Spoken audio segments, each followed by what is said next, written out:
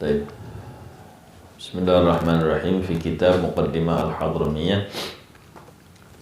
Kalau di sini di PDF halaman 18.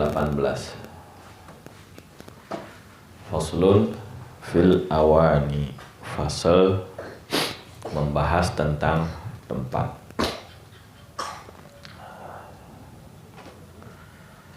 Qala al-mu'allif rahimahullah ta'ala wa nafa'ana bihi bi'ulumihi fid dharain amin. Faslun fil awani wa yahrumu isti'malu awani adh-dhahabi wal fiddah illa li daruratin wa ittikhaduha walau ina'an saghira. Baik. Ada fasal mengajarkan kepada kita bagaimana di dalam syariat ini para ulama kita memikirkan segala sesuatu itu sebab akibatnya. Allah Subhanahu wa ta'ala memerintahkan sholat. Bagaimana supaya bisa sholat? Syaratnya apa? Harus toharoh.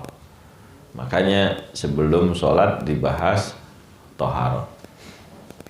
Nah, di dalam toharoh ada apa? Maqasidut toharoh, yang dimaksud dengan toharoh ada 4. Ada mandi, al-ghusl, ada al-wudu, ada at-tayammum, ada ad-dabagh atau menyamak. Nah, untuk bisa toharoh syaratnya harus apa? Bagaimana supaya bisa wudu? Oh, di sana perlu air. Ada wasailut toharoh. Oh, perlu debu. Dibahaslah pembahasan tentang air kemarin. Makanya kalau bab toharoh, kenapa kok membahas air dulu? Gitu. Karena sebelum wudu orang harus tahu hukum air, status air yang mau kita pakai untuk wudu. Yani coba dipahami bahwa ulama kita mengajarkan sebelum kita masuk kepada tujuan apa saja syarat-syaratnya, sebab-sebabnya itu harus diselesaikan, harus dituntaskan. Sebelum masuk kepada inti ibadah rukun Islam apa saja? Ya, oh toharoh. Toharoh apa sih toharoh itu? Oh, toharoh itu mandi, wudu, tayammum. Oh, berarti gimana saya bisa wudu? Dengan air. Nah, bagaimana hukumnya air dibahas kemarin panjang lebar. Nah, apakah ya langsung ada air? Enggak. Ada yang namanya wasailul wasail. Sarana wudu air. Nah, sarana untuk air, emang kita langsung wudu langsung bisa air? Enggak, ada alatnya. Nah, apakah semua alat bisa dipakai untuk air tadi, untuk wudu tadi? Enggak, ternyata ya, dalam syariat ada peralatan tertentu itu enggak boleh dipakai. Wasailul wasail kata para ulama ada 2. Yang pertama yakni masalah ijtihad. Kemarin sudah ya. Kadang-kadang air itu ada beberapa tempat ya kita ragu mana ini. Untuk bisa nyampe ke air ini kita ragu. Oh, ini ada yang kena najis katanya. Cuma yang mana, timba yang mana, ragu. Perlu sarana untuk menghilangkan keraguan tadi yang namanya ijtihad, sudah dibahas. Yang terakhir ini wasailul wasail namanya al-awani, masalah tempat ya. Sebab kita dalam wudu pasti pakai gayung, pakai ini itu macam-macam, ada kerannya, ada boleh semua jenis benda yang ada di muka bumi? Ternyata ada yang nggak boleh. Nah, di sini dibahas sekarang. Wa yahrumu isti'malu awani adh-dhahab wal fiddah. dan haram memakai tempat emas dan perak illa li daruratin, kecuali kalau darurat. Wattikhadhuha, begitu juga menyimpan atau mengambil tempat tersebut tapi nggak dipakai, ditaruh aja, ya, ditaruh di laci atau apa, ya, tempat-tempat yang entah piring, entah apa saja, nanti dijelaskan. Walau ina'an shaghiran, walaupun tempat yang kecil. Nah, di sini ada banyak kalimat, ya, kata-kata yang perlu diperjelas, perlu dipertegas. Kita lihat di syarah. Wa yahrumu 'alal mukallafi, kata Imam Ibn Hajar Asy-Syarih, yakni, dan haram bagi siapa? 'Alal mukallaf. Al-mukallaf kita tahu al-aqil al-baligh, orang yang berakal dan sudah balik. Berarti nanti konsekuensi hukumnya anak kecil nggak apa-apa, karena dia bukan mukallaf, ya. Walau unsa, kenapa dikasih ghayah, yakni walaupun, ini sampai kemungkinan yang paling jauh, walaupun perempuan. Kenapa? Supaya nggak ada pemikiran mengkiaskan, lo kan orang perempuan kan biasa pakai emas, oh berarti boleh dong, berarti gelasnya nanti emas juga, nggak apa-apa dong kalau perempuan. Lah, hatta orang perempuan, kalau huli yakni perhiasan, itu baru boleh. Tapi kalau sudah urusannya tempat, nggak boleh, ya, haram semua. Itu mukallaf. Kecuali yang bukan mukallaf, orang kafir, orang gila, ya, anak kecil, ada, nanti nggak apa-apa. Nah, zahir misalnya, pakai emas, nah, apa-apa. Nah, apa yang haram istimal? Nah, di sini kita lihat makna istimal. Apa istimal itu? Istimal yakni memakai.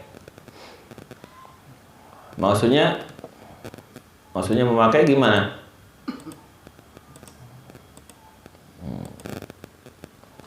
Dijelaskan sama para ulama.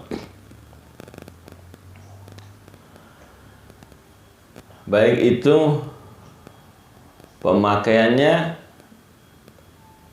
untuk wudhu ataupun sa'ir wujuh isti'malan. Kata para ulama, segala jenis bentuk pemakaian,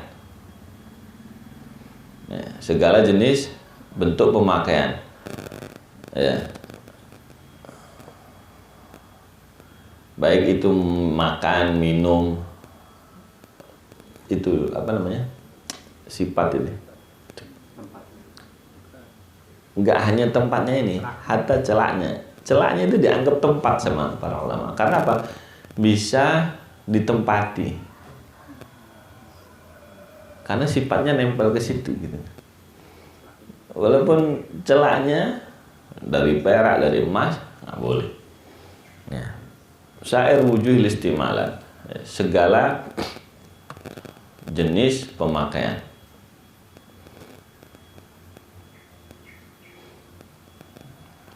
Apa saja, walau kana shaghiran, walaupun kecil. Baik. Fit taharah wa ghairiha, baik dalam urusan bersuci atau bukan urusan bersuci, enggak boleh. Pokoknya pakai emas, dipakai alat yang digunakan sebagai tempat, enggak boleh. Li nafsihi au li ghairihi. Nah, untuk dirinya sendiri atau untuk orang lain.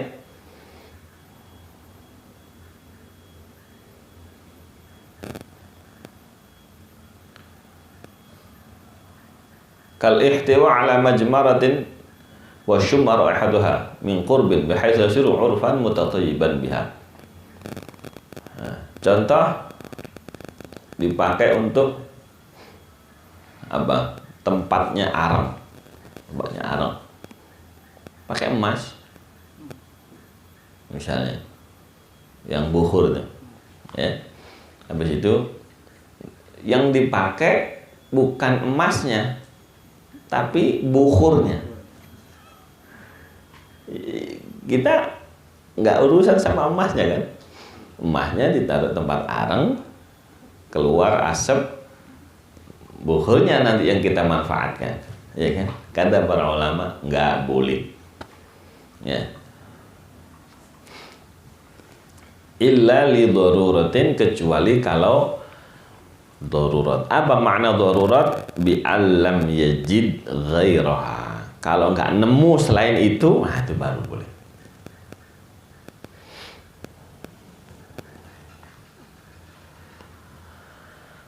Wa yahrumu aidan ittikhaduha wattikhaduha, gitu ya. Itu diatafkan kepada yahrumu. Wa yahrumu ittikhaduha, dan nggak boleh juga mengambil tempat-tempat tersebut. Artinya naruh, nyimpen gitu. Kenapa? Ilatnya li'annahu yajurrus ila isti'maliha, karena itu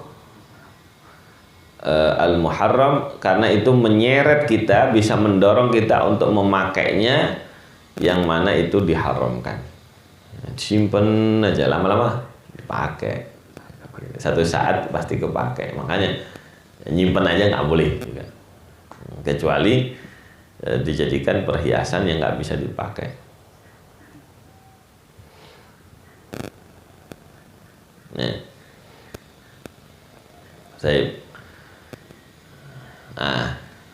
Nanti dijabarin lagi apa maksudnya haram di sini. Dosa besar atau dosa kecil? Gitu. Kalau ngaji fikih ini harus tuntas. Ini mumpung masih di pesantren, ya, tanyain.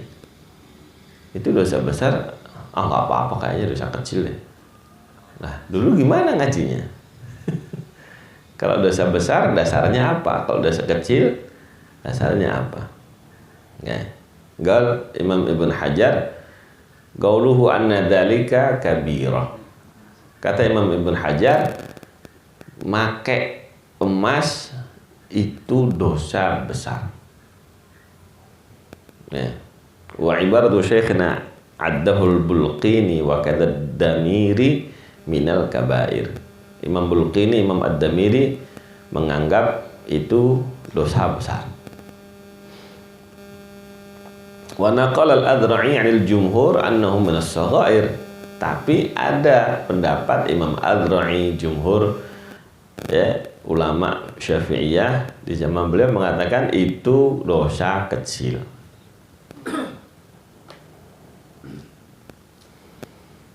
Wa huwa al-mu'tamad. Itu yang dijadikan pegangan sama para ulama. Nah, ini kalau khilaf gini gimana kaidahnya? Siapa yang lebih didahulukan? Kembali kepada dalil. Ya. Qala Dawud al-Zahiri bi karahat istimali awan ad-dhahab wal fiddah. Karahat at-tanzih. Menurut pendapat Imam Dawud al-Zahiri, hanya makruh memakai tempat emas dan perak, hanya makruh, nggak sampai haram. Wa huwa qaulun lisyafi'i fil qadim. Ini adalah pendapat Imam Syafi'i dalam qaul qadimnya. Wa qila, ada lagi pendapat ulama, al-hurmatu mukhtassun bil akli wasyurub. Yang haram itu kalau makan minum. Selain dipakai makan minum, untuk nyintung beras misalnya, untuk bukhur tadi, ya, itu enggak. Akhdan bi dhahiril hadis, karena mengambil hadisnya secara zahir, la tashrabu, jangan minum, fi aniyatid dhahab wal fiddah, di tempat-tempat emas dan perak. Wala ta'kulu min sihafihima, jangan makan dari piring-piring emas dan perak. Jadi diambil, orang Nabi ngomongnya jangan makan dan minum kok, ya udah, berarti selain itu nggak apa-apa. Jadi kenapa sih kok disebutin semua gini? Nanti di belakang. Wa indal Hanafiyah qaulun bi jawazi dzurufil qahwah. Wa in kana al-mu'tamad indahum al-hurmah. Satu pendapat di mazhab Hanafi boleh ya, bungkus-bungkusnya kopi itu boleh pakai emas. Wa in kana al-mu'tamad indahum al-hurmah, walaupun pendapat yang terkuat yang dipakai dalam mazhab Hanafi adalah haram. Nah, di sini tujuannya. Kenapa kok disebutkan pendapat sekian ulama? Ya, fayam bagi liman ibtuliya bi syai'in min dzalik kama yaqau katsiran taqlidan ma taqaddama liyatakhallasu minal hurmah. Maka sudah semestinya bagi orang yang terkena kasus pakai barang-barang emas ya, misalnya dia kerja sama orang tajir, misalnya orang bodoh nggak ngerti, tiap hari pakai alat emas ya, ya sudah, inti niatnya taklid kepada ulama yang membolehkan, yang tidak mengharamkan, liyatakhallasu minal hurmah, supaya terbebas dari keharaman ya. Wah, Imam Nawawi menyebutkan dalam hadis, dalam pembahasan ini ada beberapa masalah, diantaranya masalah yang ketiga, kata beliau, hukum final memakai emas dan perak itu haram alal madhab as-sahih al-masyhur wa bihi qata'al jumhur. Pendapat yang sahih, yang masyhur, finalnya haram.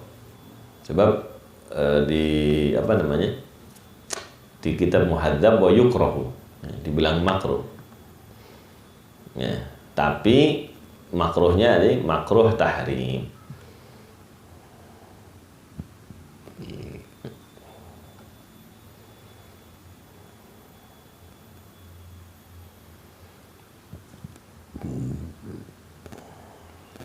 Wah, nanti apa namanya, apa dasarnya Imam Ibn Hajar menganggapnya dosa besar itu dibahas dalilnya ya, sama Imam Nawawi disindir, cuma disebutkan di sini tentang perawinya. Hasil ya bagi kita ya haram ya. Apa ilmunya haram? Ada dua ilatnya ya. Insyaallah nanti dibahas di kesempatan berikutnya. Wallahu a'lam. Wa ma taufiqi illa billah, alaihi tawakkaltu wa ilaihi unib. Wa sallallahu ala sayyidina wa maulana Muhammad wa ala alihi wa sahbihi wa baraka wa sallam. Alhamdulillahirabbil alamin.